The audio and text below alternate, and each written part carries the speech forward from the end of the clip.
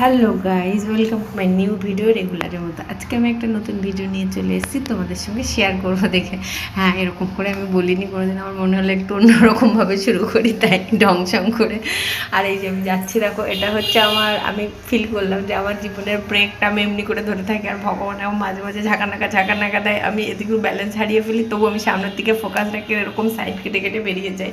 কিন্তু তারপরও ভগবান এমন করে এত জোরে জোরে ব্রেক কষে দেয় যে আমার হাতের কন্ট্রোলের বাইরে চলে যায় আমার মনে হয়। কিন্তু আমি ব্রেকটা কিছুতেই ছাড়ি না, আমার সামনের দিকে লক্ষ্য থাকে, আমি কিছুতেই পেছনের দিকে তাকাই না।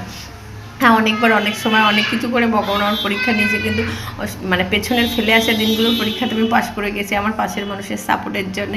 আর আমি আশা রাখি এখন যে মানুষগুলো আমার কাছের মানুষগুলো রয়েছে, পাশে রয়েছে, তাদের জন্য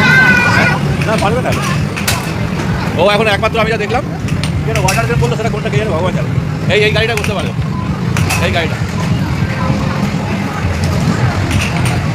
এটা আর কিছু নেই। আমি আমার ভগবানকে এটাই বলি, তুমি আমার জন্য যতই টাক কোশ্চেন রাখো না কেন, আমি ততবারই পাস করব।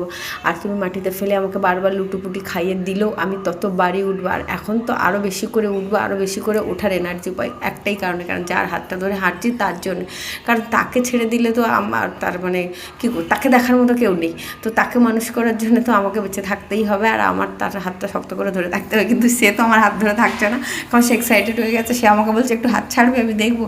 তো তার হাত ছেড়ে দিলাম, সে চারিদিকে ঘোরাঘুরি করছে, কিসে উঠবে না উঠবে বুঝে পাচ্ছে না, চারিদিকে এক চক্কর ঘুরে নিয়ে সে সিধা উঠে গেল ওই সামনে গিয়ে। এবার বারবার চক্কর খাচ্ছিল যে কোনটাতে উঠবে, কনফিউজ হয়ে যাচ্ছে।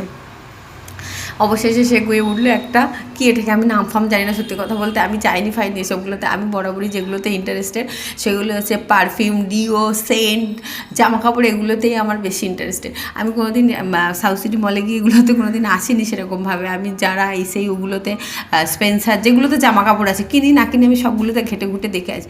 কিন্তু আমার গোপুর জন্য যেদিন আমি গেছি সেদিন ছিলাম 22 মে, আমার অ্যানিভার্সারি। ওরে ভাইরে ভাই, কি বোরিং আর কি বোরিং, আমি যেখানে যাচ্ছি সেখানে গিয়ে ওরা বোর হয়ে যাচ্ছে, আর গপু যেখানে এসে, গপুর পাপা যেখানে গেছে সেখানে আমি বোর হয়ে যাচ্ছি, যাচ্ছে তাই অবস্থা।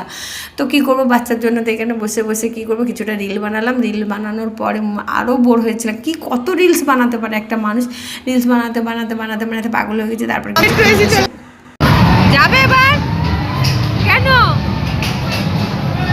এটা কিন্তু চলছে না, তাও আমার গপু এখানে বসছে।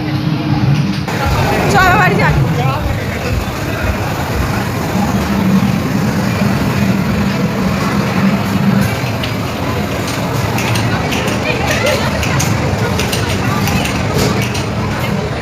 যখন খুব বোর হয়ে যায় তখন একটা জিনিস নিজেকে বোঝায়, আরে ভাই আমি তো বাচ্চার মা, বাচ্চা যেটাতে